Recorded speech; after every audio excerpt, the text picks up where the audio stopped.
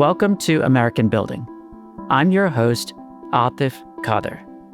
Join me as we explore the skylines and strip malls, the crosswalks and rail crossings, the balconies, the buildings, and the boroughs shaping the next generation of real estate. Let's build common ground.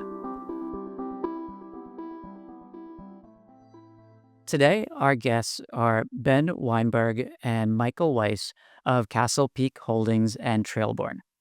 Castle Peak Holdings is a real estate investment and development firm focused on creating unique hospitality experiences in irreplaceable outdoor locations. Trailborn is a new hospitality brand bringing those hotels to life in destinations like the Rocky Mountains of Colorado, the Grand Canyon, Mendocino, California, and Wrightsville Beach, North Carolina, which we will explore today.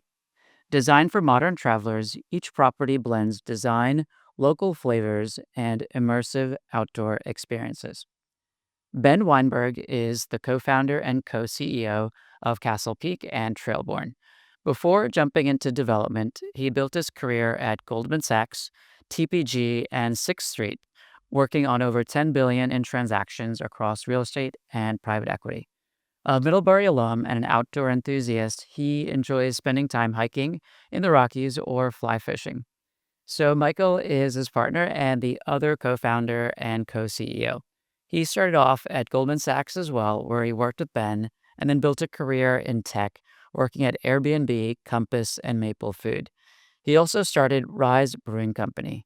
He's an alum of Cornell and Stanford and likes hiking and working on his golf swing. Trailborn Surf and Sound in Wrightsville Beach, North Carolina, is one of Castle Peak's newest projects. It is a fully reimagined beach resort designed for travelers looking for the perfect mix of adventure and relaxation.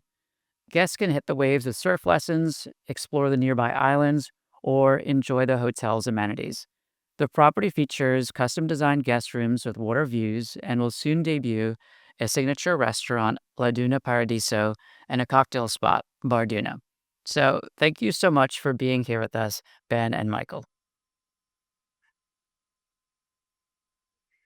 Absolutely. So I know you guys have known each other for a very, very long time. So tell us about how you met and what some of those personality traits and tendencies were when you were younger, and how they evolved over time. Well, maybe I can start, and then Mike can keep me honest here and chime in where he feels I need to give the full story. But Mike and I have known each other for a very long time. Our parents knew each other. We grew up nearby each other, and we know each other's siblings, which is a really nice way to start a partnership, because so much of partnership is about knowing each other deeply and knowing each other intimately as you go through the different cycles of building a company. Our job, was very different when it was just Mike and I sitting in an office. Now we sit in an office with 30 people growing to 40, and everywhere in between. Those jobs change, and Mike and I are constantly jumping into the different openings in the business where leadership is needed, where, diving into the granular and fixing something is needed, where, there's something that's broken that needs to be kind of completely reset. And so when you know each other really well, you're able to do that and say, listen, Ben, we got a real problem here, but I don't think you'd be very good at solving it. I'm like, I'm going to go solve it, or vice versa. And then I think there just has to be a kind of fundamental trust in every partnership that you want the same things, right? And that sounds quite obvious, but oftentimes people philosophically don't want necessarily the same things. Some people may wanna work really hard, some people may not wanna work very hard, some people may want just to make money, some people may want to, build a company that they're really proud of, and usually it's some kind of concoction combination of those things. But understanding each other and really spending time with each other, which Mike and I did a lot of, before we decided to work together, is I think a really important piece to it. We kind of knew each other through our families, and then ultimately reconnected through my brother-in-law, who I'm very close with, who Mike is also very close with, who's also in the real estate business, as a fantastic guy.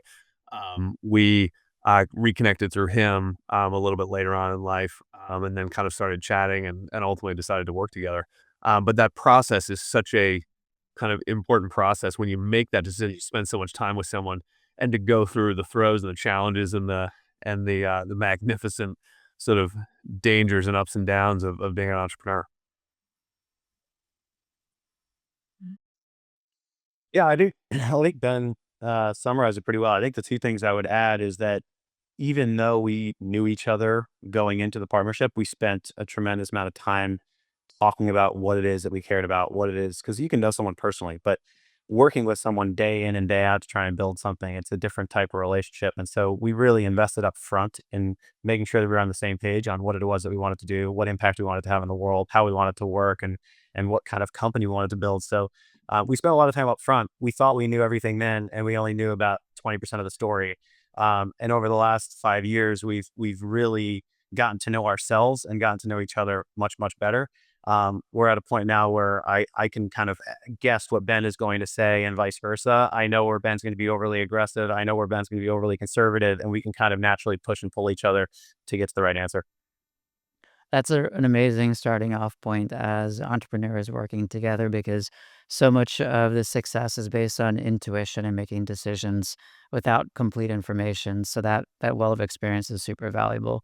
So Michael, I want to dig into that process of creating Castle Peak because your company is unique in that it's a real estate company as well as an operating business. So I'm sure the process that brought you here was an interesting one. So tell us a little about that. Sure. So we spent a lot of time making sure that we were pursuing a thesis that we were both passionate about, where we thought we had a competitive advantage, something that was going to be durable through any cycle, any state of the world, and something the world really needed. And that kind of led us down the path of identifying the opportunity that we are now pursuing, which is we saw the same thing over and over again. These iconic outdoor destinations, national parks, beach towns, ski towns. We saw a lot of select service hotels. We saw mom and pop um, hotels that were not consistent. And we said, there's an opportunity here to build a brand and to build a product that creates consistency, design forward experiences.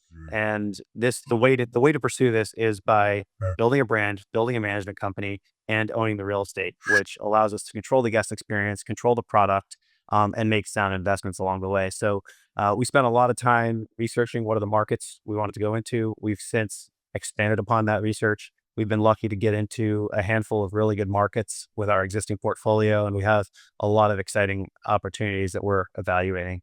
I'll see if Ben wants to add anything to kind of the starting point. Well, listen, I think we saw two opportunities that I think needed to be attacked separately, as Mike mentioned. One is a real estate opportunity where we're going to markets where millions of people are going, where you can't really build hotels anymore, and where people are looking for a four-star product that they can't find.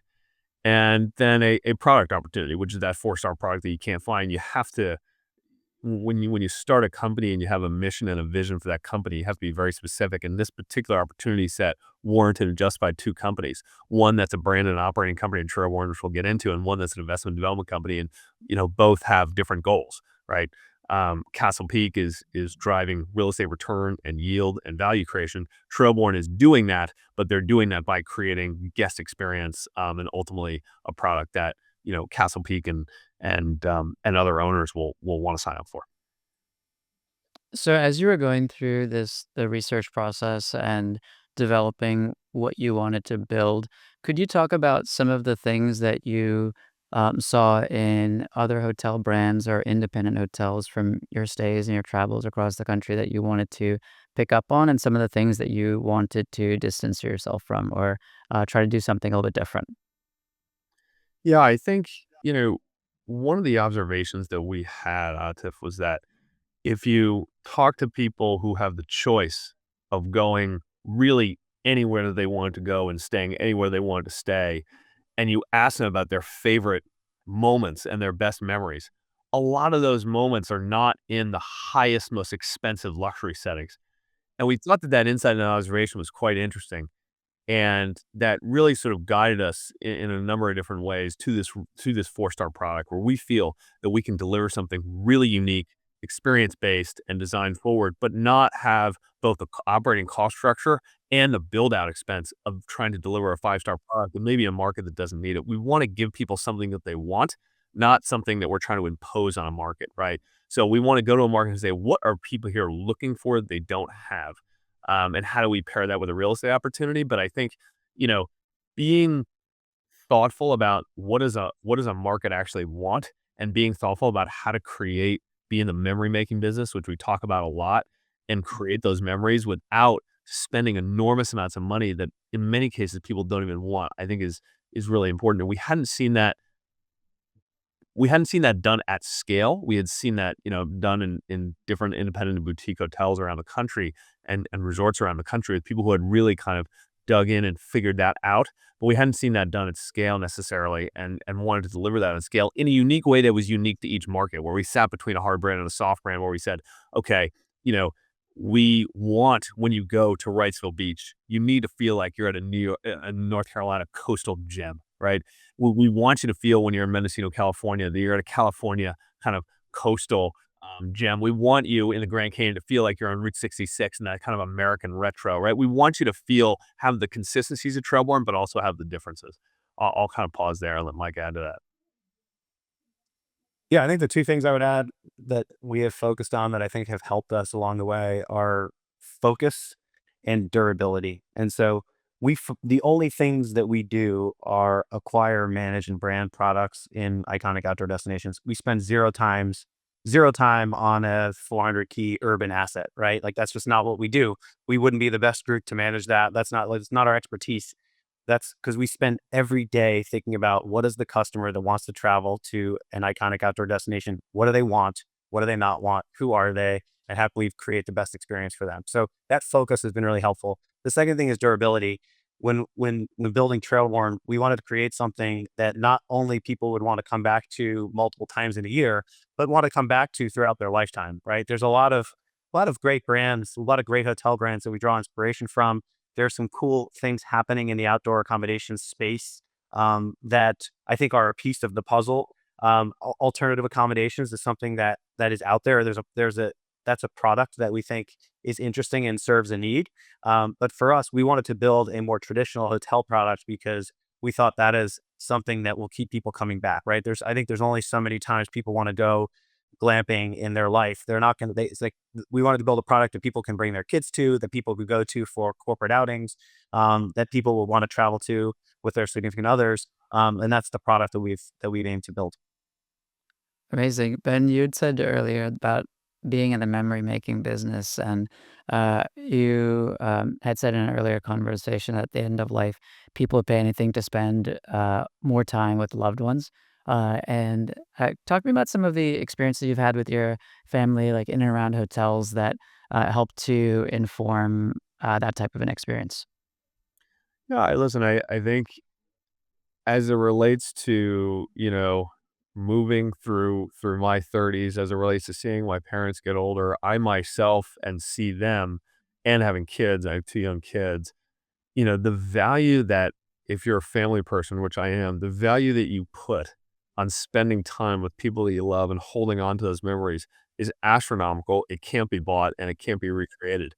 And I think to have the bar of, we need to create those moments for every single guest at every single turn, every single time they come stay with us, is unrealistic and not feasible.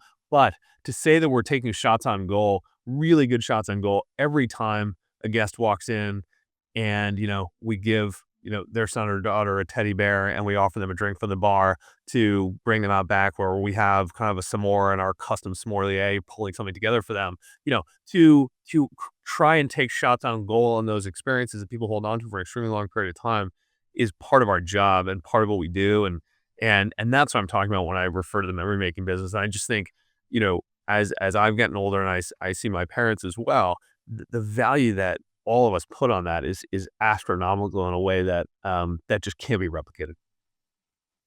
So I want to dig more into the customer segments. So I'm going to ask this of Mike: is, as you continue to develop these hotels, are there certain types of customers that you're imagining as the focus as you're developing your product? And if so, tell us more about those segments or personas. Sure. There is. We have a handful of personas that we think about with every single product. Now, like Ben mentioned before, we want to create something that is authentic to the place. And so the people traveling to some of these markets, there's definitely overlap. And so we think about who is our primary persona that we're designing for. But then every time we design a hotel or work on a hotel product, we think about, in addition to that primary customer, what are all the different segments that come in? And so I think for the Trailborn customer more broadly, um, the psychographic is someone that wants to get outside, wants to go experience adventure, and wants and cares about beautiful design, cares about something that feels like affordable luxury, effectively. And then within each market, there's segments that we kind of design for depending on who's going to that market. So in a place like Rocky Mountain National Park, as an example, there's a ton of families that are traveling there, and so we think about all those families. How do we create a product that they're going to want? When we go to Mendocino, California, that's a big wedding market, and so do we have an event space that people are going to want to book their weddings at? When we think about the Grand Canyon and Route 66, there's a lot of international travelers coming there. It's a bucket list type adventure, and we want to make sure they're getting that authentic Western experience, and the food and beverage options, the bar, the whole experience kind of mirrors that. So that's how we think about it. We get a lot of data on who's traveling to these markets before we start our design process, and make sure we're serving the guests that are coming there. Amazing. So let's turn towards the surf and sound in Wrightsville, North Carolina. How did you guys come across this property, and what was the acquisition process like for it? So we've felt that there was kind of a few concentric circles here, in the Wrightsville Beach market. Number one is that Wilmington, North Carolina, is growing incredibly fast in an incredibly compelling way, and so that kind of tipped us off to this area generally when we started to go spend time down there, called 4 or 5 years ago. Um, and in addition to that, what we were tracking was where folks from Raleigh-Durham, which is a very compelling major metro, one of the best performing major metros the last 10 years, where were folks going when they live in Raleigh-Durham and they wanted to go to the beach and they wanted to go to the mountains? And Wrightsville Beach kept coming up. And, we were kind of going all the way from the Outer Banks down to Wrightsville Beach through Carolina Beach and even south of there. And we went through our process, which is very much kind of anecdotal based initially, but very much data driven kind of once we're onto something. And so once we started to kind of find these concentric circles that really circled around Wrightsville Beach, where we felt that the supply constraints and barriers to entry were there, where we felt RevPAR was high enough, where we felt we could really draw people, we started to talk to the Baggett family through kind of a handful of cold calls, basically, and really started to talk to the 4 siblings of the Baggett family about what they might think about potentially, selling the asset to us, which they had thought about at various periods of time, but to our knowledge, really hadn't taken it very seriously. And so we spent a lot of time with them to help them understand who we were and what we envisioned for the property. That we were not going to knock it down and turn into condos, which a lot of people had wanted to do, or we were not going to knock it down and turn into a JW Marriott, which obviously wouldn't work, but that we wanted to take what was such a historic property and really be the steward of sort of the next chapter of that hotel, and complete some renovations which they had not been able to do and chose not to do, which we felt were necessary, to really bring it up to the potential from both a cash flow perspective and a guest experience perspective, to really be a center of gravity for Wrightsville Beach, that I think they wanted it to be. And I think ultimately they sensed that we were, honest and straightforward people. And while there would be kind of a some level of discovery as it relates to what exactly the renovation would be, that our goals were generally aligned with their goals, and that, we could be the next stewards of the asset. So, Bill and Mary Baggett in particular were fantastic, in sort of helping us through their process. And, obviously, we stayed in touch. Tell me about, you mentioned data in that process of evaluating different possible investment areas and specifically those hotel. Could you talk about some of the data points that you really value and how you source that information? Sure. So, the first layer of it is hotel data. So how are other hotels performing? You can get that in 2 ways. Some, through travel research, Star, is gonna give us, some basic level information, but oftentimes it's very surface level. What we're doing is we're talking to other hotel owners, and getting information from them around how they're performing, in these heavily supply constrained markets. it's a good thing for new supply to be upgraded over time. We're not adding new rooms. We're simply raising rates on existing rooms and investing in the asset. So a lot more owners than you might suspect are excited to talk to us and excited about what we're doing. And so that's kind of the first layer to it. The second layer is demographic data. A little bit to what Mike was saying, who is coming here? How much money do they have? Do they have a mortgage? Do they have a Netflix subscription? It's a little bit terrifying, but also really powerful how much information you can get on where people are coming from. There are various different services to do it that we use. One of them is called Buxton, but there's a handful out there you can use to really understand who the customer is who's coming, because you can really make mistakes in these hospitality renovations, repositionings, when you think a higher paying customer is going to a market than is actually going there. When you upgrade a hotel and the same customer saying, I was perfectly fine with a hotel that was here. I don't really feel like paying more for what you've now renovated to recreate, which is always a huge problem. So we got to make sure that the customer is here and coming here. We're not trying to convince someone who has never come to Wrightsville Beach to come to Wrightsville Beach for the first time and pay that the people who are coming here have the disposable income and have the means and have the level of interest to really spend more on a hotel that is charging more and a much, much nicer product. You can do that by, partially looking into the demographics and understanding where they come from and their kind of earnings power, but also by looking at other hotels nearby and saying, we would be an alternative to that, and how do we stack up versus the others? Yeah, I think the only thing I would add to that is sometimes the information is right there in front of you. With in today's world, online reviews are so readily available. They Customers can tell you directly what they like and what they don't like about a product. And then staff, like our GM at Trailborn Surf and Sound has been the GM there for almost 20 years, and he has lived through everything at that property. He knows what guests have said to him over the last 20 years. He knows all the things that he's envisioned wanting to do. And he's our partner in figuring out what that property is going to look like moving forward. That I was smiling because that process is so familiar for me. When I worked at Extel, a big portion of what I did was hotel acquisitions, and some of the most interesting conversations are with the building super, the head of like the cleaning staff. That's where you're going to find a lot of where the For sure. troublesome parts or the opportunities lie. So Yep. that's so much of the fun, and I think particularly as the Four Seasons Vale was one of the properties Yep. we acquired, and that was one of my favorite due diligences for many of those reasons. Yeah, there's always trouble. You just gotta find it. Yep, you gotta know where to find it. You gotta know where to look and know where to Um, find it. Yep. I am really interested. So you described Wrightsville as being a one of a kind, high demand beach destination with a lot of local character, and that your focus is making sure that your hotel properties reflect that. So let's talk about the design and the construction process and what the steps were along that process and who all you decided to bring in that in terms of designers, interior designers, F&B consultants like that.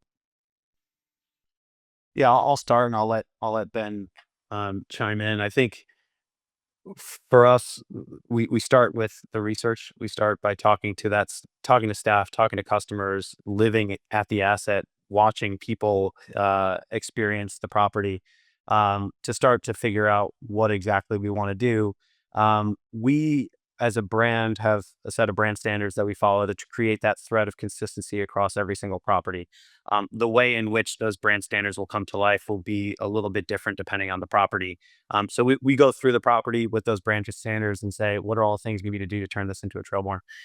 We then find a design partner that reflects the vision of what we want to try and create. Unlike a lot of other companies, a lot of companies will wait for that designer to put together a concept package and present it to us.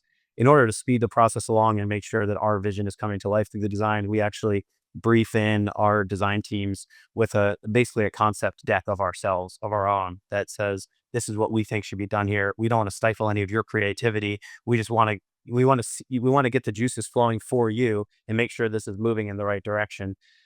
We were very lucky at this property to work with Post Company, who is a fantastic design firm that we really aligned with what we wanted to do at this property. And so we went through basically a long process with them of presenting them their ideas. Then they came back to us with their ideas, and they're really our partners through the entire process. Um, So I'll pause there and see what else Ben wants to add to that. I would just add that the magic happens here in finding great partners who understand our ethos as it relates to renovating and repositioning, which is that we are, if you have unlimited budget, you can of course create something special and something unique and something that's one of one. We have a very specific view on budget and how much we have to spend to basically take this to the right place and position us to really outperform on top line on rate and occupancy. But the real magic happens where you find ways to create something special, create something that's one of one without spending enormous amounts of money, and doing that partially based on all the renovations we've done to date, partially by bringing in design partners who are really thoughtful and understand that, and partially just by execution and getting in every detail and understanding like what actually matters and what doesn't for the guest. So when you're doing the furniture and the fit out, that's a lot of the experience that the guests will be able to touch and feel. Talk to me about some of your favorite pieces of furniture or other interiors items that are included in the hotel that you feel really tell the story of Wrightsville. Yeah, I think, well, just to share with you a little bit of our approach and kind of what our scope was there, which will start to bring out some of what you're asking is, um, we tried to Ben's point, we tried to make a few very select moves that will be the most impactful moves for each property. This property had a ton of character and history and fantastic bones. We didn't want to change any of that, but we wanted to bring some consistency, some quality to that, and really enhance the things that are most unique and special about this property. So this property sits between the surf and the sound. It's one of the only properties along the East Coast that has water views on both sides. And on our sound side, we have docks that you can go and take a boat out, take paddle boards out, take kayaks out. On the surf side, we have a beautiful, great lawn. We have a pool and beach bar, and then direct beach access. And we wanted to celebrate those things. And so one of the moves that we make when you walk in the lobby today, there's a brand new arrival experience that makes it a much more welcoming entrance. And then the second you walk in the lobby, there's now a set of doors that you can see through that take you directly out to the beach, which is the main selling point for the property. Before you have to take a circuitous route to get outside. Now you're drawn immediately out to the main event, which is the great lawn and the beach behind you. So that was one of the big moves that we made. Another big move that we made is the bar used to be located in the back of the restaurant, and so if you and we're 151 key resort, and so if it were a slower season or a slow night, and you wanted to go and have a drink and have a lively bar experience, you'd have to walk through a oftentimes less than full restaurant and sit in the back of the bar and it just didn't bring any life to the lobby. It didn't bring any life to the bar area. So we moved that bar area to sit in between the lobby and the restaurant. So there's constant flow going through that bar. It is now kind of the new central hub for that property where people will have drinks, have coffee in the morning, have drinks in the evening, and it creates life at both the bar, our external promenade, and our restaurant. And so really celebrating those moments. Um, we have one of the only restaurants in Wrightsville Beach that has indoor outdoor seating where you can sit and literally hear the waves coming in. And so we made the restaurant, we created a new set of doors at the restaurant, redesigned the whole restaurant space to feel like the Mediterranean coast meets the North Carolina coast, with indoor outdoor seating. So those are kind of some of the big moves that we did on the interior. On the exterior, we took a beach and pool bar that existed. We've named it the Blockade Surf Bar in celebration of the prior hotel's name, and rebuilt it so that now you can sit 270 degrees all around that bar, and that's going to become more of a gathering place both for our hotel guests but also locals that want to gather near the beach at a fun bar. So those are some of the big moves that we made that really kind of pulled out experientially some of the things that we thought this property should celebrate. Yeah. Oh, I was just gonna say, I think, when we do what Mike is talking about in terms of the public spaces, what we're trying to do is we're trying to create a center of gravity that's multidimensional. So when we create a center of gravity, it's about what you see, it's about what you hear, it's about what you smell, and it's about what you feel when you walk into this lobby. And that's how we create a real center of gravity where everyone from town who has been going to Wrightsville Beach for 50 years wants to be. And as soon as you walk in as a guest, you say, I want to stay here and I want to go get a drink at that bar that I can see directly, which was used to be hidden, that Mike was mentioning that, that you can see directly from the lobby. We have this phrase, something fun is happening here. You have to feel that when you walk in. And that's very difficult to, well, it's actually not that difficult to instruct, but it's difficult to be consistent about it. And you have to be very thoughtful about it. And then it has to be multidimensional. So we have the blockade surf bar, which is an ode to the prior name of the hotel called the Blockade Runner. We have Bar Duna inside. We have the restaurant, La Duna Paradiso, which is our kind of Italian coastal seafood concept. It has to be multidimensional for people to come for 2 to 4 days and really feel like they're getting a full experience versus just coming to a hotel. They're really coming to a resort. Yeah, and I guess just a couple more things on your original question. I think from a furniture standpoint and a design standpoint, in our lobby, as an example, we have a mix of custom furniture and vintage furniture, right? This place has been here for a very long time.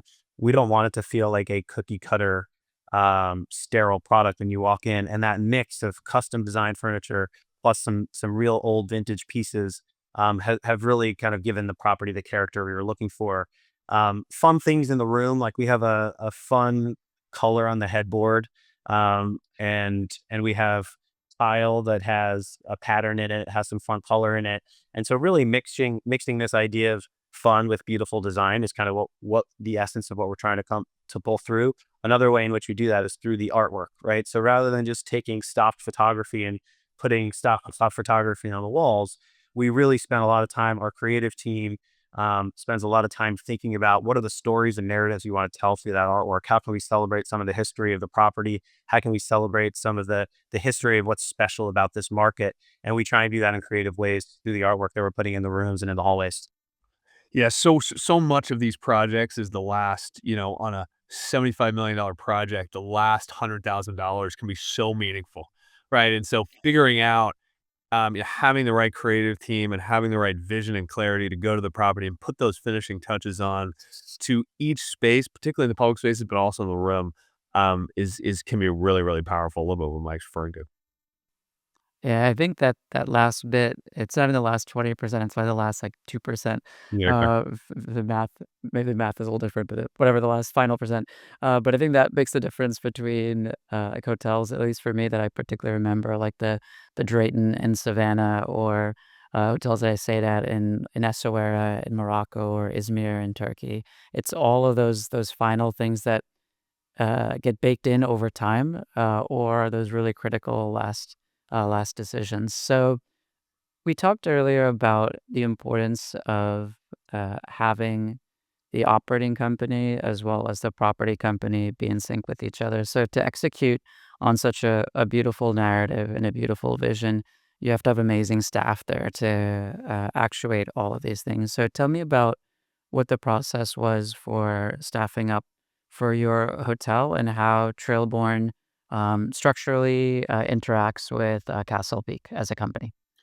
Yeah, so Trailborn and Castle Peak are structured as two independent companies that, of course, work very closely with each other, but two independent companies nonetheless.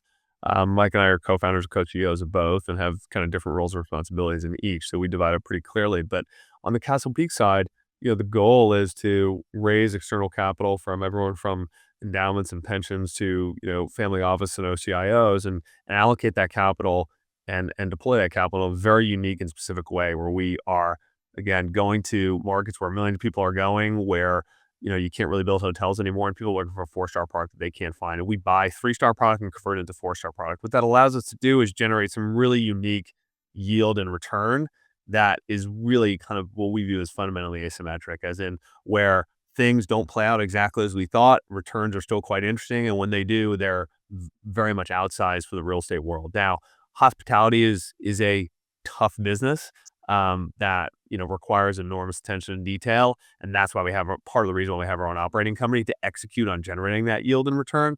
But when you move over to the Trailborn side, Trailborn is the kind of chosen property manager and brand that Castle Peak has said, we've looked at these properties. We think Trailborn can generate the most attractive yield and most attractive return by delivering what Trailborn delivers, which is this 4-star outdoor adventure product. It's everything from design and creating the space to actually executing on it operationally. So they're kind of structured as two independent companies that, of course, work extremely closely together.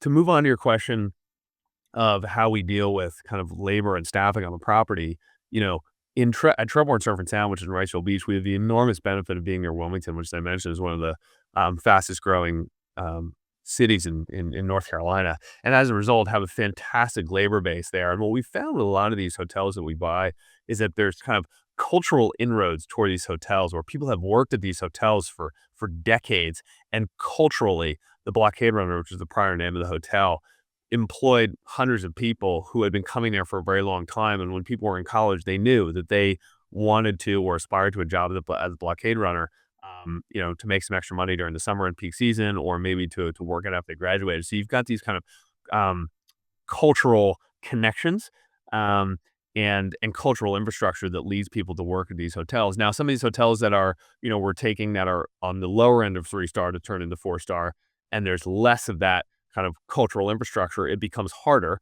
And in which case you have to find the right GM who can really be that leader and really attract people and be a magnetic force to get people who are working at, you know, a flagged hotel who maybe feel it's a little bit less interesting than working at a Trailborn. And we offer the same pay and the same benefits. We always pay on time, and we have, the right benefits package for that person specifically. Maybe they're single, maybe they have a family, whatever it might be. And we can deliver on that reliably. They can deliver to us reliably, which is kind of going through our brand trainings, going through our property trainings, and showing up on time, and really kind of committing to delivering a full Trailborn experience.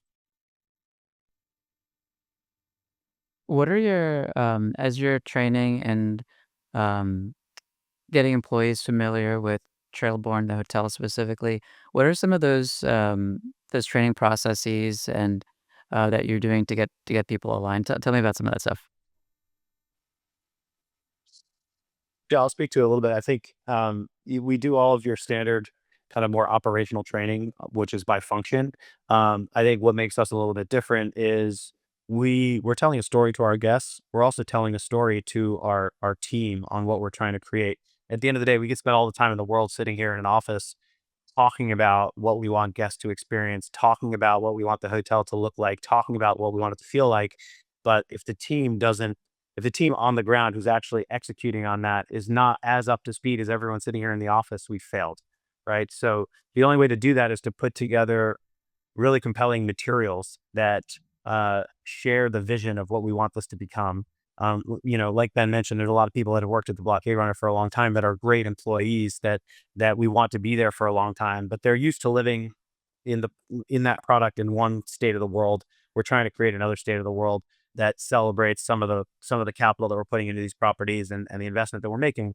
And if we do all of that and the lobby's not set up the right way, or we do all that and beds aren't made the right way, the guest is going to walk in there and say, well, this doesn't feel like what I thought it would be. And so we have to train on the brand so people know what the brand is all about. We have to train on what we want the guest to feel what they walk in there when they walk in there.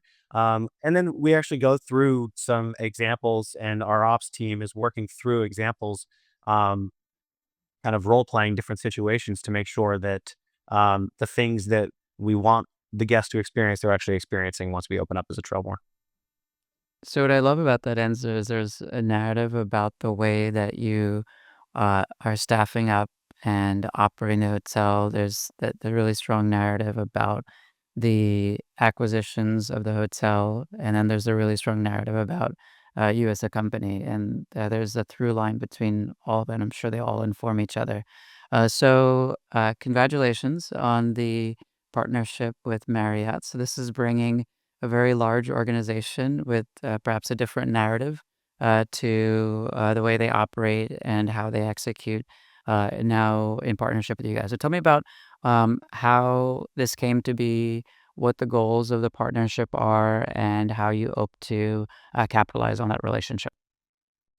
Yeah, so, this relationship is a really nice sort of complementary relationship because Marriott has 219 million Marriott Bonvoy members who are looking to redeem their points and to earn points in some cases on product like ours. And Marriott, as a company, setting us aside, is focused on bringing more of the outdoors into their product and kind of into their offering. And what they have from a distribution perspective, and from an infrastructure perspective, we of course don't have. And they don't really aspire to do at all what we do, which is creating these very unique experiential boutique hotels in these different destinations with that kind of thread of consistency. So I think, if you were to talk to them, they would view it as a way to add product that their Bonvoy member is looking for to the Marriott Bonvoy platform, while, we're doing the hard work to create that product.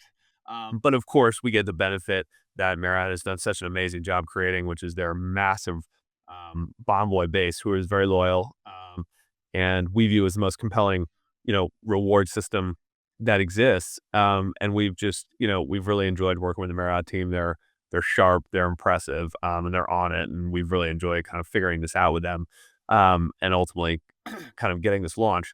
The goal is for us to continue to add Trailborns, to their system and to continue to add them and to create real scale, where we can, really offer, something, a number of keys that's much, much larger than what we have today over time to Marriott Bonvoy members, where, the Marriott Bonvoy can benefit from that offering and scale that offering, and we can of course benefit from the distribution system and our partnership with them.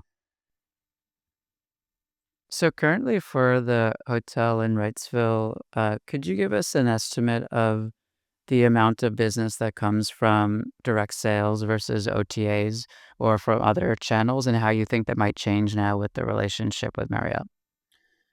Yeah, so over time, what Marriott has really proven is that, for most Marriott hotels, a much, much smaller percentage than for an independent hotel versus a Marriott hotel would come from the OTAs. So, I can't quote exact numbers, but it's a very small percentage that would come from the OTAs, and a much, much larger percentage that will come from a combination of both direct and the Bonvoy platform, which has proven to be incredibly powerful. As I said, the Marriott team knows what they're doing, and they've created, a funnel that is unbelievably powerful. So I'm curious as to you mentioned the growth strategy and now this relationship with Marriott will give you the an audience of 219 million customers. Uh, as you grow and accelerate the company's acquisitions, talk to me about the places that you would like to take your company. Where are some of those destinations? That's the next Wrightsville or the next Mendocino. Yeah, so as you can tell, Atif, we're in the business of finding the hidden gems that regionally are enormously popular, but nationally are much less popular. And that's interesting to us for a variety of reasons. Number one is that for the regionally popular, but not nationally popular destinations, you don't have real estate capital allocators focused on it. So we have a playing field that's much more attractive. Number one, and we can usually buy things at a price that are much more interesting. And then number two is you have demand that exists, even if it's not national, that's very much regional and is drive to versus fly to. And so through, over the years, these drive to destinations have performed very well because people tend to get in their cars in just about any scenario of the world, and they want to go to these places. But as it relates to, places that we'd like to be, I'll just give you one example. We feel that Whitefish, Montana is extremely interesting. We've been spending a bit of time up there. There that is a destination that sits at the entrance to Glacier National Park, is one of the most spectacular places in the world in the summer, but also has skiing in the winter and is very, very difficult to build in. So you'll almost definitely never see another hotel built there again, which means you have to work with the existing stock, which is why I'm talking to you about it. We haven't done anything about it yet. It's very difficult to buy a hotel there. But to the extent you can get into that market and offer people such a, high quality experience in a place like that where, RevPAR is high, you've got Kalispell next door, which serves your labor base, and you've got a ton of demand that, really compresses where more people who are able to go there want to go there. It becomes really quite interesting. Yeah, and I think the thing I'd add to that is like zooming out a little bit for like the vision and goal for Trailborn as a brand. We want to become synonymous with outdoor travel, right? Anytime someone thinks about, I want to go get away with my family, get away with my friends, be outside, see something new, experience something new, be with the people that I love in the outdoors in like a healthy, fun place. that they're going to turn to Trailborn and say, let me see what else Trailborn is offering, because I've had a good experience at a Trailborn before. I know the type of product they put out there, and I know that they're a different type of stay in the outdoors. And so that's where I'm going to start my search. We're on the path to getting there, but we have a ways Yeah. to go. But that's the goal of where we want to get to. There's and to even add to that, put it even more simply, like, there's a lot of people who want 2 things. They want boutique and they want outdoor adventure, and Sherborne puts both of those together and brings you to places, some of which you've heard of, you've gone to for 20 years, and some of which you've never heard of, but all should be equally spectacular, really special and unique, and give you those moments that you're looking for, whether it's sitting around the fire, having a s'more, as I mentioned before, or, going on a hike that is a little bit the road less traveled and most people haven't heard of in Rocky Mountain National Park, or it's, getting on the train and driving through the Grand Canyon. It's the unique experiences that you remember that we really want to deliver to people. So, given that you both have known each other for a really long time, are there any particular outdoor destinations that you went to as kids that you would love to build hotels in or to operate hotels in? It's a good question. Not as kids, but there are places that we've spent time together in, especially in the early days of the business. We have trouble in Rocky Mountains, but Mike and I have spent a lot of time together in Colorado in the outdoors. So that one kind of, is special to us. We were spending a bunch of time in the early days of the business trying to acquire a hotel in Gatlinburg, Tennessee, which is the gateway town of the most visited national park in the country and is often a completely overlooked and forgotten market by most real estate investors. Has close to 16 million people going there a year. And it's just exactly, exactly. Yeah. So, Mike and I spent a lot of time down there, testing out all the moonshine that they have. So we remember that fondly. But is enough of it to talk about on this podcast. Yeah. So, yeah, we have some different places, not as kids, but really in the context of this business.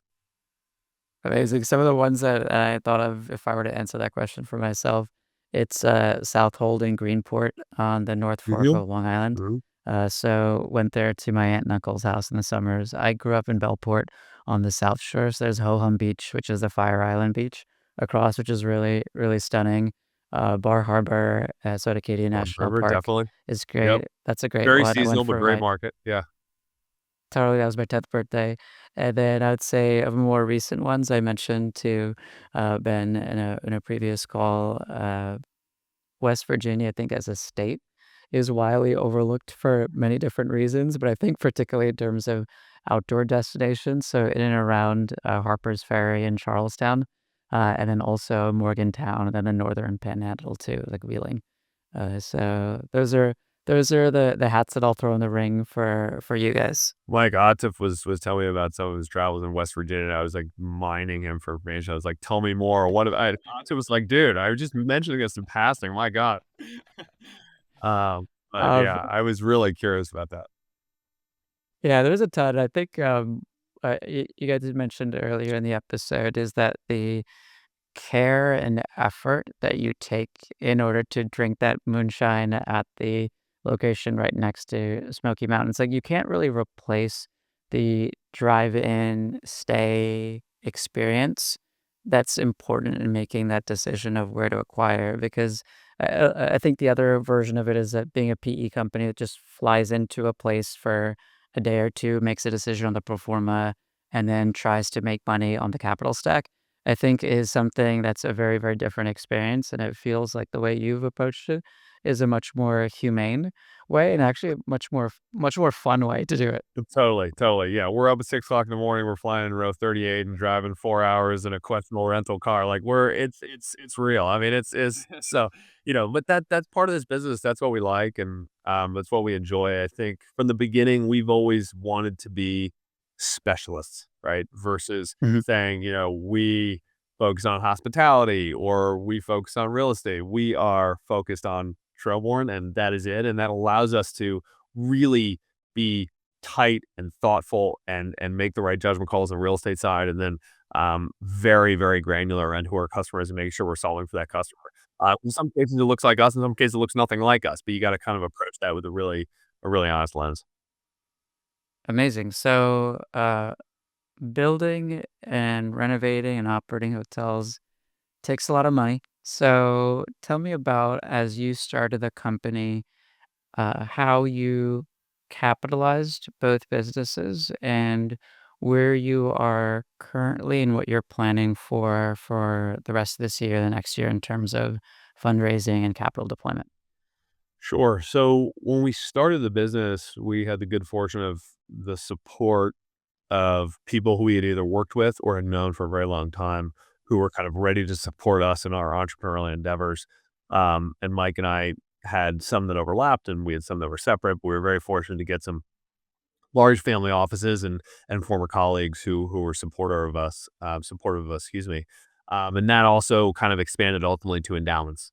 Endowments are a customer of ours from an investment perspective, and view us, as an emerging manager where, they can get some level of exposure now and then grow us over time to the extent that we do what we're saying we're going to do, which is, make the money and generate our target returns and are honest and straightforward people, which I certainly hope they feel that we do and hope they feel that we do today, and they've continued to support us over time.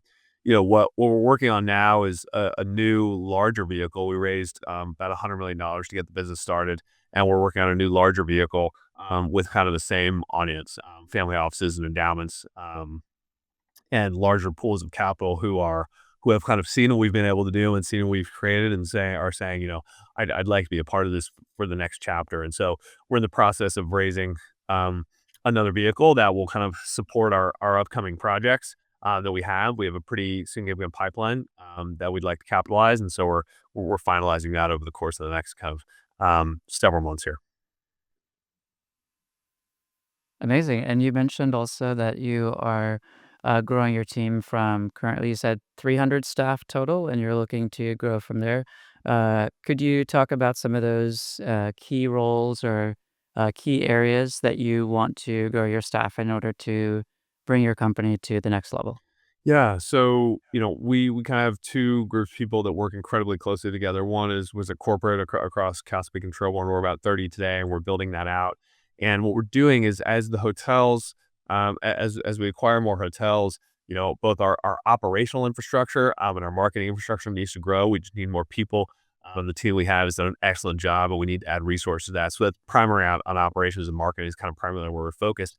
And then sales as well, where weddings, corporate retreats are a huge part of our business, and we continue to add hotels. There's more groups that we need to be chasing to kind of book those groups, especially kind of in the shoulder season, which really helps us. And then on property, as we acquire each hotel, we largely keep staff in place for the reasons I mentioned to you. On the example I gave in Wrightsville Beach, you've got these kind of these cultural inroads that bring people to these assets, and keep them there. And so what we like to do typically is when we buy these hotels, we don't change anything. We are kind of humble students and observers.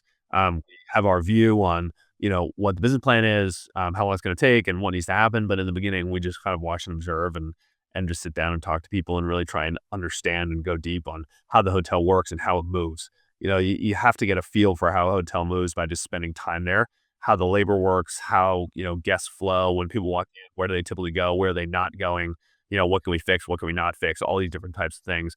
And then really spend time with leadership, because, at these larger resorts, you've got, GM leading a team of 150 people. It's a significant operation. These GMs are very sophisticated and high quality and can really sit down and kind of explain to you what's happening. So really growing the corporate team from a marketing and sales and operations perspective, and then of course growing the property teams as well as we continue to acquire hotels. So, given it's March now, folks might start planning for their summer getaways with their families. Could you talk about, say, 3 or 4 of your maybe 4 specifically, hotels that you would recommend, people consider, visiting this summer if they're looking for an outdoor, destination, type resort hotel? Go for it, Mike. Yeah. So we've talked about Trailborn Surf Sound quite a bit. And our restaurant there is opening as we speak. And so That's a really exciting one I would send people to. It's a great beach resort. Trailborn Highlands, which is also in North Carolina, but it's in the Blue Ridge Mountains. We got a great property there with a Nordic spa, completely renovated, and a beautiful restaurant in an old historic log cabin called Highland Supper Club. And so if you're in and around the North Carolina area, or the Wilmington airport is bustling and adding flights every single day, so you can fly into Wilmington to get to Wrightsville Beach. Those are two great options. Trailborn Grand Canyon just recently opened. And so if you haven't yet checked off that bucket list trip, I'd recommend going out to the Grand Canyon and staying at our property there. And then Trailborn Rocky Mountains is also a great summer destination. Rocky Mountain National Park, there's a ton of different experiences, both inside the park and in the town at Estes Park, which is where our property is. So those are the four that I would guide people to. And if you come, please tell us what you think. The good, the bad, the ugly. We want to hear all of the honest feedback. Because the reviews are a key part to both acquiring hotels as Exactly. well as Yeah. making sure they run very well. Exactly.